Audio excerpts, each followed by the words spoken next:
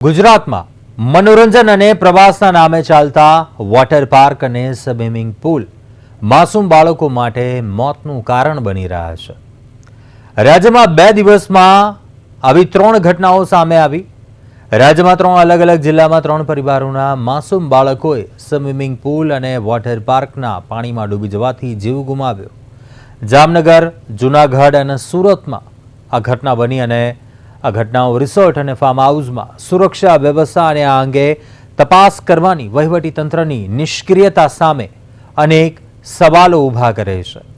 ગુજરાતમાં મનોરંજન અને પ્રવાસના નામે farm house, resort, water park ધમધમે છે અને હવે માસૂમ બાળકો માટે તે ડેથ ટ્રેપ સાબિત થઈ રહ્યા છે।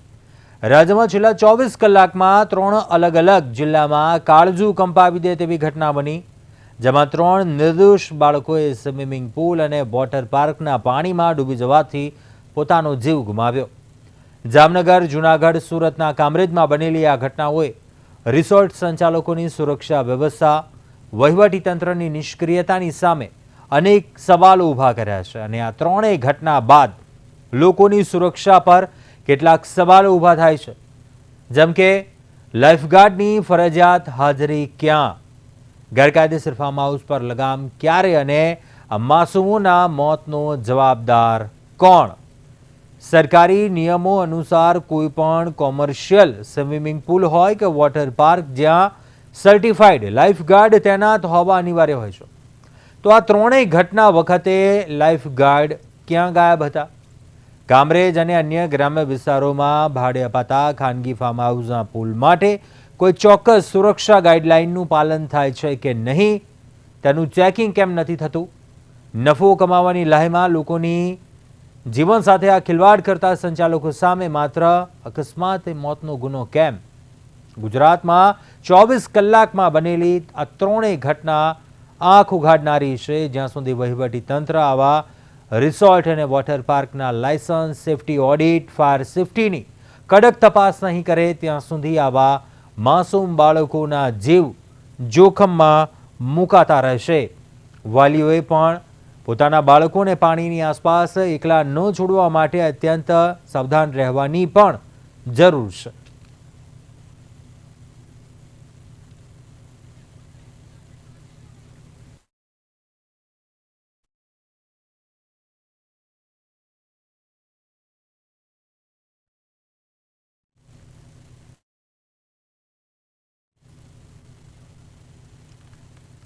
તો પ્રથમ ઘટનાની વાત કરીએ। જામનગર રાજકોટ હાઈવે પર જાંબુડા પાટિયા નજીક આવેલા એક રિસોર્ટના સ્વિમિંગ પૂલમાં પણ ડૂબી જવાથી 9 વર્ષના બાળકનું મૃત્યુ થયું હતું। જામનગરનો હર્ષ કિરીટભાઈ પરમાર નામનો બાળક પરિવાર સાથે રિસોર્ટમાં ફરવા ગયો હતો અને આ ઘટના બની। પંચકોશી એ ડિવિઝન પોલીસે આ મામલે તપાસ શરૂ કરી, જ્યારે અંદાજિત તે દિવસના 5:30 વાગ્યાના અરસામાં કિરીટભાઈ અને તેમના પરિવારજનો જાંબુડા નજીકના હોલિડે રિસોર્ટ ખાતે પહોંચ્યા હતા। પરિવારના અન્ય સભ્યો સાથે કિરીટભાઈનો પુત્ર હર્ષ પણ રિસોર્ટના સ્વિમિંગ પૂલમાં નહાવા પડ્યો હતો અને નહાતી વખતે અચાનક પાણીના ઊંડા ભાગમાં ગરકાવ થઈ ગયો। પાણી પીધવાથી હર્ષ પૂલની અંદર જ બેભાન થઈ ગયો। પરિવારજનોએ ભારે જહેમત બાદ તેને પાણીમાંથી બહાર નીકાળ્યો અને બેભાન અવસ્થામાં રહેલા હર્ષને તાત્કાલિક જામનગરની સરકારી જીજી હોસ્પિટલ લઈ જવાયો, જ્યાં ફરજ પરના તબીબોએ તેને તપાસીને મૃત જાહેર કર્યો। આ ઘટનાની જાણ થતાં Jamnagar Panchkoshi A division police સ્ટેશનનો કાફલો તાત્કાલિક હોલિડે રિસોર્ટ અને ત્યારબાદ જીજી હોસ્પિટલ પહોંચ્યો। પોલીસે બાળકના મૃતદેહનો કબજો સંભાળી તેને પોસ્ટમોર્ટમ માટે ખસેડ્યો હતો અને આ મામલે વધુ તપાસ હાથ ધરી હતી।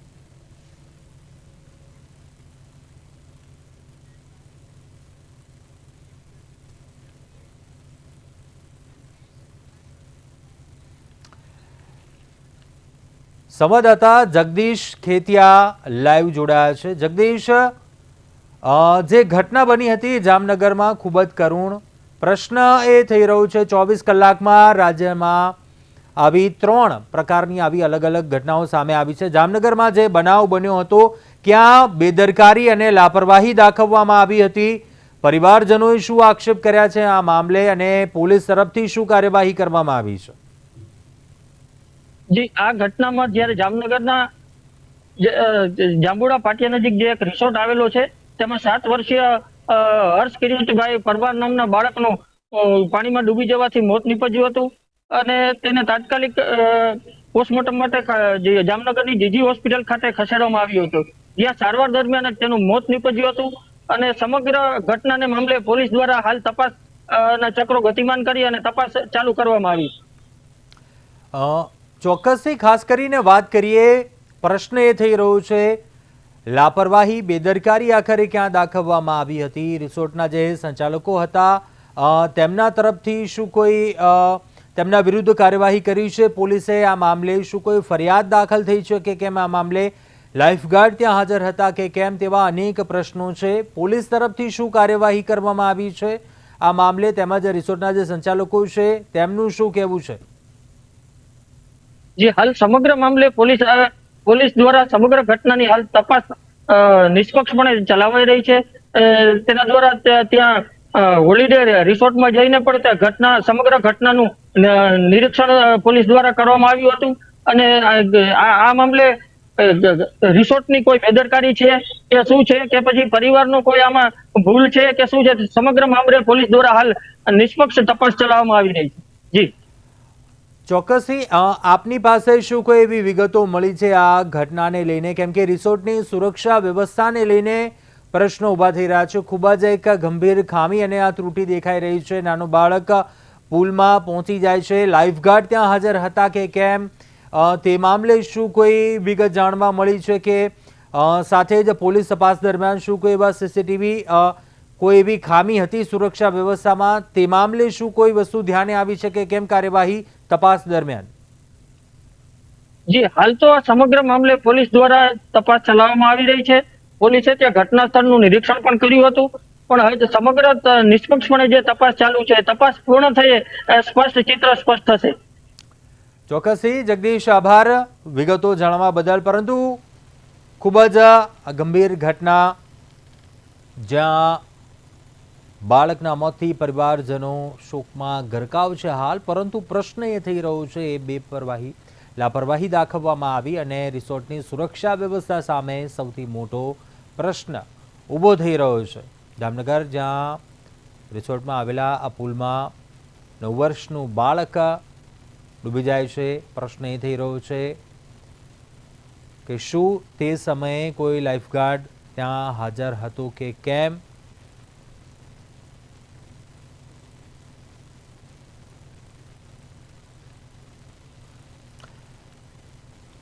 આખરે આ માસૂમોના મોતનું જવાબદાર કોણ? કેમ કે છેલ્લા 24 કલાકમાં આ પ્રકારની એવી 3 ઘટનાઓ સામે આવી ચૂકી છે. જે ઘટનાની વાત કરી રહ્યા છે જામનગર, જ્યાં રિસોર્ટમાં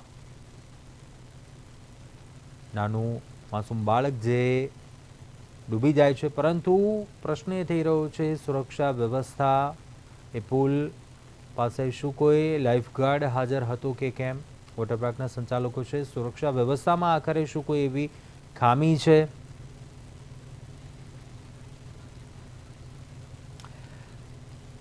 જામનગરથી ગજેન્દ્રસિંહ ઝાલા જેવો સામાજિક આગેવાન છે, ફોન લાઈન પર જોડાયા છે. ગજેન્દ્રસિંહ, સ્વાગત છે આપનું પ્રદેશ 24 ગુજરાતીમાં. આજે જે ઘટનાને લઈને ગજેન્દ્રસિંહજી વાત કરી રહ્યા છે અમે, કે એક તો ઉનાળાનો રજાઓનો સમયગાળો છે, વેકેશન પૂર્ણ થવાને આરે, અને બીજી તરફ મોટી સંખ્યામાં જ્યારે લોકો નાના પરિવાર બાળક સાથે રિસોર્ટોમાં અને આ પ્રકારના વોટર પાર્ક હોય છે તેમાં જતા હોય છે. છેલ્લા 24 કલાકમાં 3 એવી ઘટનાઓ બની. જામનગરમાં પણ આવો એક કરુણ કિસ્સો બન્યો છે, નાના બાળકનું ડૂબી જવાથી મોત નીપજ્યું. શું આખરે બેદરકારી દાખવવામાં આવી રહી છે તંત્ર દ્વારા? ત્રુટિ ક્યાં આખરે આપણને દેખાઈ રહી છે સિસ્ટમમાં? અને કોની બેદરકારીથી આ માસૂમ બાળકનો જીવ ગયો? આપને શું લાગી રહ્યું છે? કઈ રીતે જુઓ છો આપ આ ઘટનાને?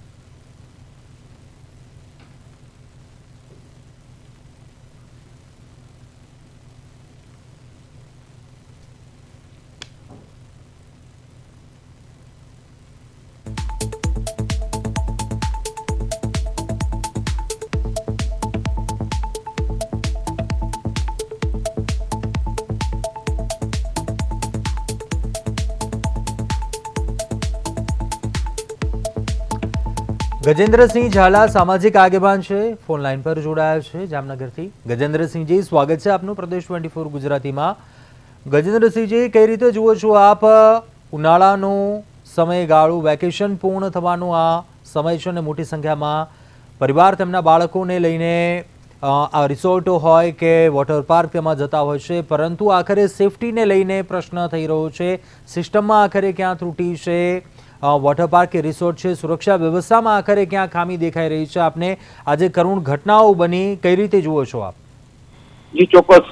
સૌપ્રથમ તો જોઈએ તો આપણે લોકોએ વધુ માનવતાવાદી બનવું પડશે કે કોઈ પણ ઘટના ઘટે અને કોઈ પણના પરિવારના સભ્યોમાં કોઈ પણના બાળકને કંઈ પણ હાનિ પહોંચે કે મૃત્યુ થાય તો આપણે એવું ન વિચારવું જોઈએ કે કોકના ઘરે મૃત્યુ છે. એને જેટલું દુઃખ થાય છે એટલું જ દુઃખ આપણે અનુભવવું જોઈએ અને સૌના દુઃખના સહભાગી થવું જોઈએ. અને ગુજરાતની અંદર વાત કરીએ તો વારે કવારે એટલી દુર્ઘટનાઓ ઘટે છે કે આપણા ગુજરાતની અંદર જેટલું આપણે એમ કહીએ છીએ કે સમૃદ્ધ ગુજરાત છે એ મુજબના લિવિંગ સ્ટાન્ડર્ડ હોવા જોઈએ એવા નથી.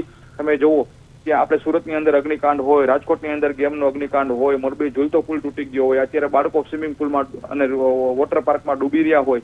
તો આ બધું શું થઈ રહ્યું છે? તમે વિચાર તો કરો. આપણે શું, આપણી સિસ્ટમ શું કરી રહી છે? આપણા સ્ટાન્ડર્ડ આજે કોઈ પણ જગ્યાએ વોટર પાર્ક બન્યો તો વોટર પાર્કની અંદર તમે જોવો કે સ્ટાન્ડર્ડ હોવા જોઈએ ઇન્ટરનેશનલ મુજબ કે ભાઈ આટલા ચોરસ મીટરનો વોટર પાર્ક છે, આટલું પાણી છે તો એમાં આટલા ગાર્ડ હોવા જોઈએ, આટલા સેફટી ઇક્વિપમેન્ટ હોવા જોઈએ, આટલા સીસીટીવી કેમેરા હોવા જોઈએ, આટલા સેન્સર હોવા જોઈએ કે કોઈ પણ જગ્યાએ કંઈ ડૂબે છે, કંઈ ઘટના થાય છે તરત અલાર્મ વાગવો જોઈએ. આવી બધી સિસ્ટમ આ દુનિયા 21મી સદીમાં ઘણી બધી આગળ વધી ગઈ છે અને પેટ ભરીને લોકો પૈસા કમાય છે, પણ લોકોના જીવને સાવ સામાન્ય સમજી લીધો છે. અને હું તો લોકોને ખાસ કરીને એક કહીશ કે તમે બી કેવા થઈ ગયા છો કે કોઈ પણ ઘટના ઘટે 15 દિવસ ટીવી મીડિયામાં દેખાડો કરી અને તમને પછી કાંઈ ફરક પડતો નથી, કારણ કે સિસ્ટમની અંદર તમને કહી દઉં ક્યાંક ને ક્યાંક ભ્રષ્ટાચાર વ્યાપે છે. એ લોકો તો જાડી ચામડીના ભ્રષ્ટાચારી થઈ ગયા છે. પણ તમે પ્રજા, તમે કેમ જાગૃત નથી? તમે કેમ કોઈને સવાલ નથી કરતા? તમે પ્રજાને, તમને તમારી લાગણી ક્યાં ગઈ?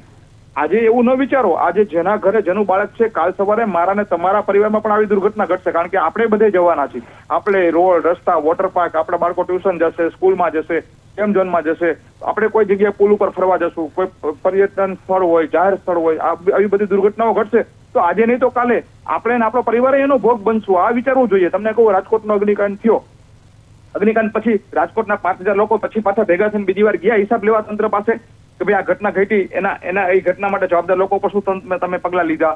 પછી તમે રાજકોટમાં હવે ભવિષ્યમાં આવી ઘટના ન ઘટે એ માટે તમે શું પગલા લીધા? આવું આપણે પ્રજા પોતે આપણે જવાબદાર નથી બનતા. અને હું તો એમ કહું છું કે આ તંત્ર તો ભ્રષ્ટાચારી અને જાડી ચામડીનું થઈ ગયું, પણ આપણે કેમ જાડી ચામડીના છીએ? આપણી લાગણી, આપણું દુઃખ, બીજાનું દુઃખ આપણું દુઃખ, આવી માનવતા આપણી કેમ મરી પરવાડી છે? આ માનવતા આપણામાં નહીં જન્મે, આપણે પોતે જાગૃત નહીં થઈ, આપણે હિસાબ નહીં માંગીએ. આ જે ઘટનાઓ બની તેના ઉપર આપનો મત જાણવા માંગુ તો વોટર પાર્ક અને રિસોર્ટમાં જ્યારે આ પ્રકારની ઘટનાઓ બને, કોઈ ખાનગી રિસોર્ટ હોય કે વોટર પાર્ક હોય, પરંતુ શું સુરક્ષા વ્યવસ્થાની ખામી હોય, એ અધિકારીઓ હોય જવાબદાર તેમના દ્વારા શું કંઈ ચકાસણી કરવામાં નથી આવતી? આપને તે મામલે શું માનવું છે? લાઈફગાર્ડ હાજર નથી રહેતા, માત્ર કહી શકીએ કે કમાવવામાં રસ હોય મોટી એવી ખાનગી કંપનીઓ, એ રિસોર્ટ સંચાલકો આવી ગયા કે વોટર પાર્કના હોય, તે મામલે આપનું કઈ રીતે જુઓ છો આપ? જી ચોક્કસ, હું એ જ કહેવા માંગુ છું ને કે સ્ટાન્ડર્ડ મુજબ સપોઝ તમને એમ કહું કે તમારે 10,000 માણસોની કેપેસિટી વાળો તમને વોટર પાર્ક કે રિસોર્ટની મંજૂરી આપી તો તમારે એની અંદર છે ને નિયમ મુજબ 100 લાઈફગાર્ડ તમારે રાખવા પડે. પણ જે સંચાલક છે એ શું કરે? જેને પગાર ન દેવો પડે એટલા માટે એ જે ટેકનોલોજીકલ સ્ટાન્ડર્ડ છે, જે તંત્ર એની પાસે ફોલો કરાવવાનું છે, એ તંત્ર એ શું કરે છે? આ બધું નજરઅંદાજ કરી દે છે. ક્યાંક ને ક્યાંક ભ્રષ્ટાચાર થઈ જાય છે. એટલે એ લોકો એની પાસે નિયમો મુજબ છે ને એ જે સ્ટાફ, જે સેફટીના જે પ્રિકોશન્સ રાખવા પડે એ બધું નથી રાખતા, તેમ છતાં લાલિયાવાડી બધી ચલાવી લે છે. તો આ તંત્ર અને આ જે નફાખોર લોકોનું મિલીભગત છે, એ મિલીભગતની અંદર પ્રજા ભોગ બને છે. અને એટલે જ મેં કીધું ને કે સિસ્ટમ જે આખી આ થઈ ગઈ છે, સિસ્ટમને પ્રજાએ પોતે આગળ આવીને તોડવી પડશે, હિસાબ માંગવો પડશે. આજ તમે જુઓ, કોઈ પણ જગ્યાએ તમે ક્યાંય એવું બોર્ડ માર્યું છે કે ભાઈ અમારો વોટર પાર્ક છે, એની કેપેસિટી આટલી છે, એમાં અમારે આટલા ઇક્વિપમેન્ટ જોઈએ અને આટલા અમારી પાસે છે, અને સામે પ્રજા પણ એવું પૂછે છે તમારી પાસે આટલી બધી વસ્તુ છે? કારણ કે આજે દરેક વ્યક્તિને કેવું છે, જ્યાં સુધી ઘટના ન ઘટે ત્યાં સુધી કોઈ વિચારતું નથી, બરોબર છે? એટલે આ નિયમો મુજબનું આજ હું કોઈ વોટર પાર્ક કે રિસોર્ટ છે ત્યાં હું એમ કહું છું કિનારા ઉપર છે, એમના ગાર્ડ છે જેને સારું કરતા આવડતું હોય એ નિયમ મુજબ રાખવા જ પડે. એની રાખેલા હોત તો બાળક બચી જાત ને, બાળકનો જીવ ન જાત. જી જી, જે મા બાપનું ધ્યાન નથી. હું કહું છું મા બાપે કેરલેસ એના હતા. મા બાપ જામનગરની ઘટના ઘટી તો મા બાપ ત્યાં સાથે બાળક ગયું હતું. 9 વર્ષનું બાળક હોય, બરોબર છે, એને હું તો એમ કહું છું કે શું બાળક એટલું જ સ્વિમિંગ પુલમાં નાતું હશે, બીજા આજુબાજુમાં પણ બીજા લોકો હશે, એનો પરિવાર હતો, એ જે સંચાલકો હતો, તો આ બધાનું ધ્યાન ક્યાં હતું? 9 વર્ષનું બાળક છે, એનો જીવ ગયો. આજે મને તમારામાં એટલી કરુણતા હોવી જોઈએ કે 9 વર્ષનું બાળક છે, એ બાળક આપણું જ બાળક છે ને આપણું જ બાળકનો જીવ ગયો છે, તો આપણે સમજી શકીશું કે આમાં કેટલું ધ્યાન રાખવું જોઈએ. ચોક્કસથી ગજેન્દ્રસિંહ ઝાલા, આપે પ્રદેશ 24 ગુજરાતી સાથે વાતચીત કરીને અભિપ્રાય જણાવ્યો. ખૂબ ખૂબ આભાર આપનો. તો ઘણા એવા પ્રશ્નો છે, ઘણા એવા મુદ્દાઓ છે, એ ખામી છે સિસ્ટમમાં જે દૂર કરવી પડશે કે જેના થકી આ પ્રકારની ઘટનાઓ બનતા આપણે અટકાવી શકીશું.